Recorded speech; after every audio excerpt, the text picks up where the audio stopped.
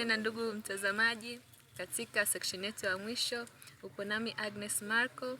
Kwa sasa naenda kufundisha namna ya kuhamisha kazi yako ambayo tayari umesha edit kutoka kwenye programu hii ya Adobe Audition kwenda kwenye kompyuta yako.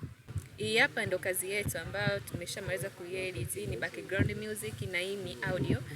Ukitaka kuhamisha audio yetu, twende kwenye kompyuta, moja kwa moja tunaingia hapo kwenye file, tunaenda kwenye export.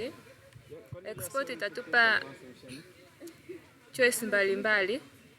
Sisi tutaenda kwenye matrack mix down, na hapa itakupa tuna option zingine. Utaenda moja kwa moja kwenye entire session, utaklik hapa, itakupa vipimo mbalimbali ili kazi yako uweze kuiexport kwenye kompyuta. Itakuletea file name. Kwenye file name unaweza ukaandika jina la audio yako hapa yoyote ambayo unahitaji. Kwa mimi nitaacha hivi. Utaingia kwenye location. Location hapa ni unataka file yako hiyo au audio yako ikae sehemu gani. Kuna option mbalimbali, kuna hizi option kama 3, ila mimi nimechagua documentary. Moja kwa moja utakuja hapa kwenye format. Kwenye format utataka audio yako ikae kwenye format gani.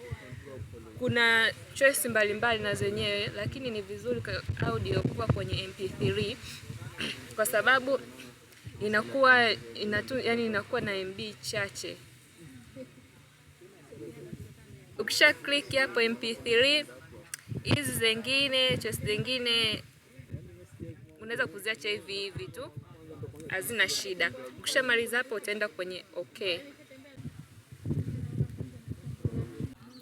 Hapo tayari tumesha export kazi yetu. Moja kwa moja ukienda kwenye file ambapo uliweka, mfano nikienda kwenye documents nitaikuta kazi yangu.